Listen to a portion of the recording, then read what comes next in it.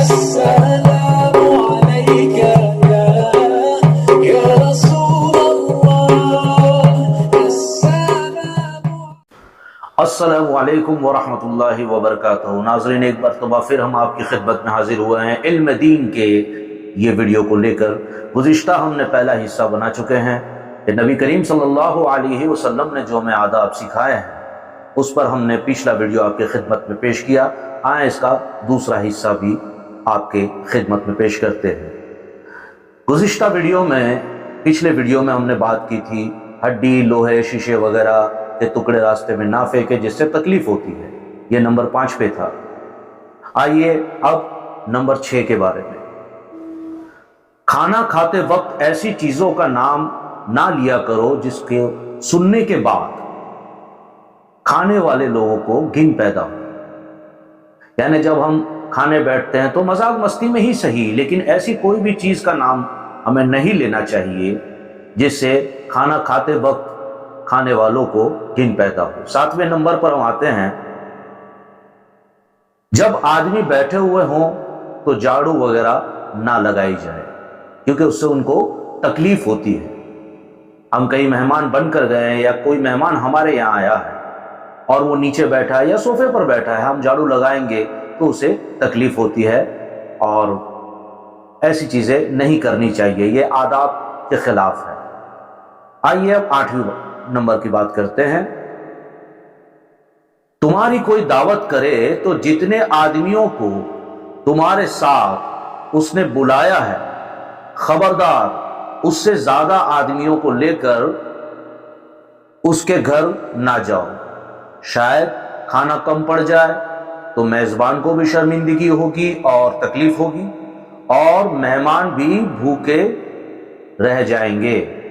یعنی اگر ہمیں کسی نے دعوت دی کہ میاں آپ آئیے گا ہمارے گھر، ہے نا، اور انہوں نے کہا کہ 2-4 لوگوں کو لے کر آئیے گا، اور ہم چلے جاتے ہیں 10-15 لوگوں کو لے کر، تو اس سے جو میزبان ہے اسے تکلیف تو ہوگی لیکن وہ شرمندہ بھی ہوگا، اور ساتھ میں جو مہمان بن کر گئے ہیں وہ بھی بھوکے رہ جائیں گے۔ ہمارے معاشرے میں یہ عام ہے کہ اگر ہم کسی کو کہہ دیں کہ دعوت ہے تو ہم یہ دیکھتے نہیں کہ دعوت دینے والا ہے نا وہ غریب ہے یا اس کی حیثیت کتنی ہے، اس کے گھر کا سپیس کتنا ہے، بس چلے ہم لے کر کے۔ آپ دیکھتے ہوں گے شادیوں میں اگر آپ نے ایک کارڈ دیا، لکھتے ہیں کہ ایک کارڈ کے اوپر 2 لوگ آئیے گا، ہے نا، تب بھی پورا کا پورا گھر کا خاندان لے کر کے آ جاتے ہیں۔ اب اس وقت تو آپ منع کر نہیں سکتے انہیں، ہے نا، لیکن یہاں ان لوگوں کا بھی خیال رکھنا بہت ضروری ہے، ورنہ یہ بات ان کی عزت پر بھی آ سکتی ہے۔ خصوصاً نیازوں میں ہم نے دیکھا، شادیوں میں دیکھا، کھانے کے بعد کہتے ہیں کہ بھئی ہمیں ڈبہ بھر کے دے دیجیے۔ یہ رواج کو آپ نکال دیجیے۔ یہ جب ہم کہتے ہیں ڈبہ بھر کے دے دیجیے، سامنے والا شاید مروت میں یا شرمندہ ہو کر کے بھی آپ کو وہ ڈبہ تو دے دے گا بھر کے، ہے نا، لیکن کیا پتا کہ وہ کھانا کتنا بنا ہے اور کتنا بچا ہوا ہے اور کتنے لوگ آنے والے ہیں۔ ہم تو اپنا ڈبہ لے کے چلے گھر پر۔ ایسی چیز کے لیے اسلام ہمیں منع فرماتا ہے، ایسے رواجوں کے لیے منع فرماتا ہے۔ میرے کچھ ویڈیوز آپ تک پہنچ رہے ہوں گے جس میں بیک گراؤنڈ میں میری آواز ہے، کیونکہ یہ شروع میں ہم وہ ویڈیو بنایا کرتے تھے واٹس ایپ کے لیے، اس میں بھی اس بات کا میں نے ذکر کیا ہے، تو ایسا نہ کریں۔ آئیے اب 9ویں نمبر پر آتے ہیں۔ اگر کسی مجلس میں 2 آدمی پاس پاس بیٹھے باتیں کر رہے ہوں تو خبردار تم ان دونوں کے درمیان جا کر نہ بیٹھو، ایسا کرنے سے ان دونوں ساتھیوں کو تکلیف ہوگی۔ مجلس کا مطلب آپ سمجھتے ہیں؟ مجلس کا مطلب صرف یہ نہیں ہے کہ میلاد شریف پڑھیں وغیرہ وغیرہ۔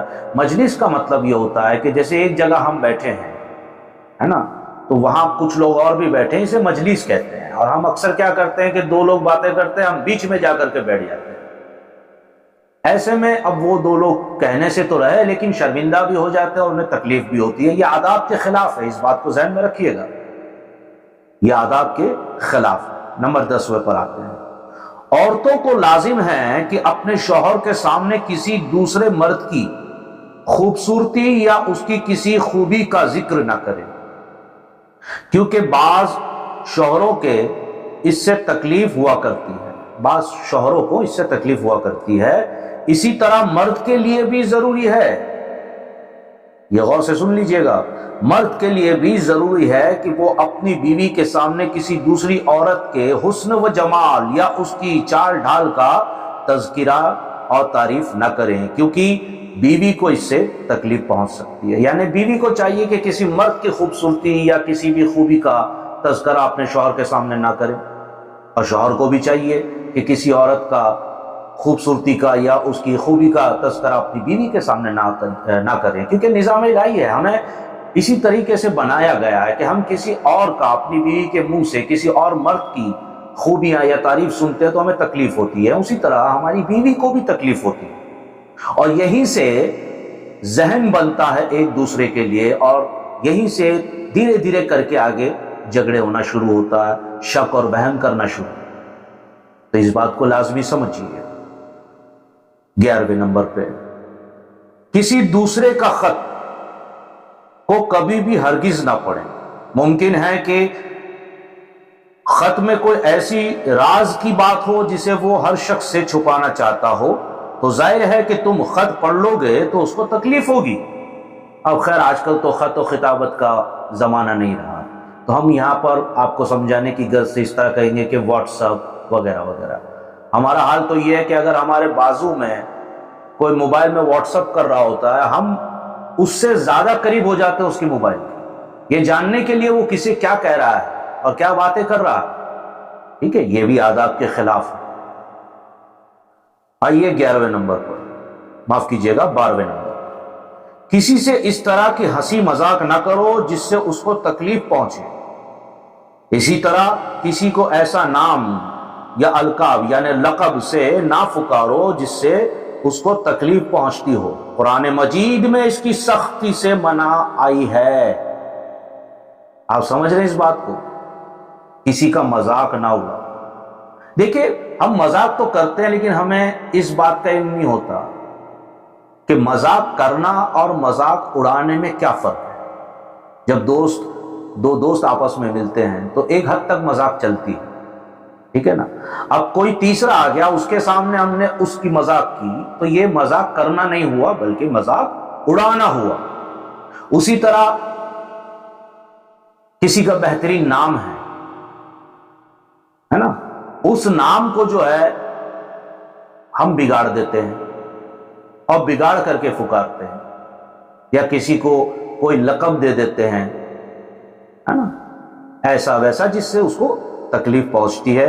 بالکل نہ کرے۔ دیکھیے یہ قرآن مجید میں اللہ تبارک و تعالیٰ نے حکم دیا ہے کہ ایسی چیزیں نہ کریں۔ 13ویں حصے پہ آتے ہیں، جس مجلس میں کسی عیبی آدمی کے عیب کا ذکر کرنا ہو تو پہلے دیکھ لو کہ وہاں اس قسم کا کوئی آدمی تو نہیں ہے، ورنہ اس عیب کا ذکر کرنے سے اس آدمی کو تکلیف اور ایذا پہنچے گی۔ اب یہاں پر دیکھیے، تھوڑا میں آپ کو تفصیل میں سمجھا دوں، ویسے تو کسی کی عیب کے بارے میں تذکرہ نہیں کرنا چاہیے، لیکن یہاں جاننا ضروری ہے کہ عیبوں میں کیا کیا آتا۔ اب آج کل دیکھیے کئی ٹھگ لوگ ہیں، ہے نا، مجھ سے پیسہ لیا اور لے کر کے بھاگ گیا یا کچھ بھی کر لیا، یا ایسا ویسی کوئی بھی حرکت۔ اب لوگوں کو تو اس سے خبردار کرنا پڑے گا ورنہ ان کا بھی نقصان ہوگا۔ تو ایسی مجلسوں میں نے پہلے ہی بتا دیا، مجلسوں کا مطلب میلاد نہیں ہوتا، مجلسوں کا مطلب جب ہم اکٹھا ہوتے ہیں، کچھ لوگ جمع ہوتے ہیں، اسے مجلس کہتے ہیں۔ ایسی مجلسوں میں پہلے دیکھ لیں کہ ایسا کوئی شخص تو نہیں ہے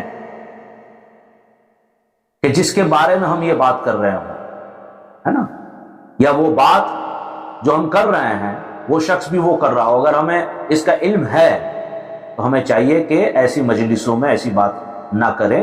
وہ شخص اگر نہیں ہے تو بالکل لوگوں کو چوکنا کرنے کے لیے، ہے نا، ضرور بتائیں اگر کوئی ایسا عیب ہے۔ چوتھا، دیواروں پر پان کھا کر نہ تھوکو کہ اس سے مکان والے کو بھی تکلیف ہوتی ہے اور ہر دیکھنے والے کو بھی گھن پیدا ہوتی ہے۔ آپ سمجھے اس بات کو؟ ہمارے معاشرے میں تو یہ عام ہے نا، بلکہ عام کیا کہوں، اگر ہمارے بلڈنگز، آنگن اور ہمارے دیواروں پر اگر ہم نے پان کھا کر نہیں تھوکا تو یہ سمجھا ہی نہیں جائے گا کہ یہ مسلمانوں کی بلڈنگ، شاید ہمارے ارکانوں میں آ گیا ہے نا، بے شمار بلڈنگیں۔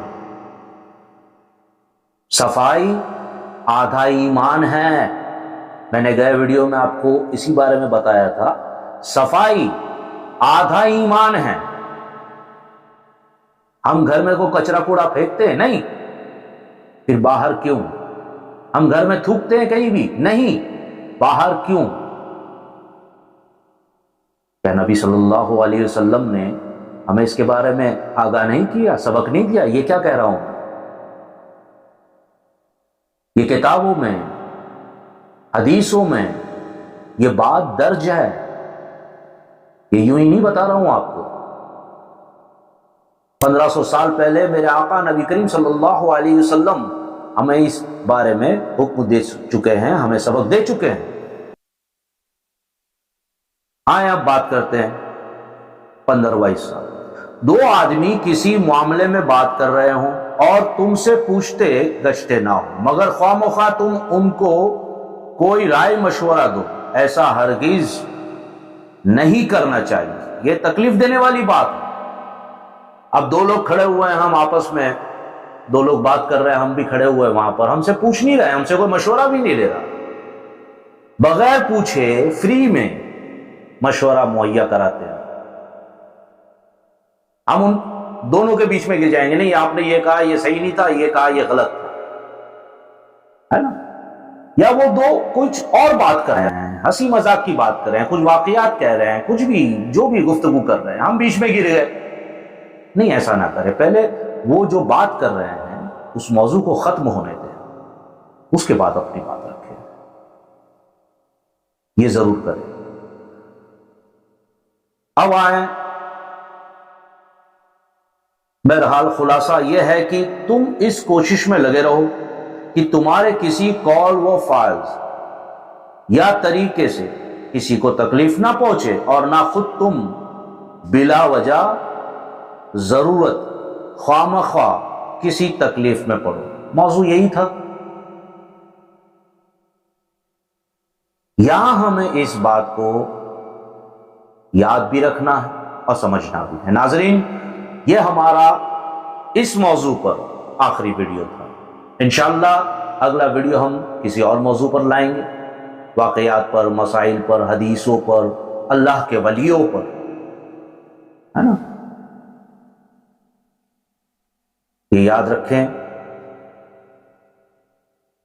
ہمارا ویڈیو زیادہ سے زیادہ شیئر کریں، اگر اچھا لگا ہو سبسکرائب کریں، بیل آئیکن دبائیں، شیئر کریں، اور اس مہم میں، اس نیکی میں، اس ثواب میں آپ برابر کے حصے دار بنیں۔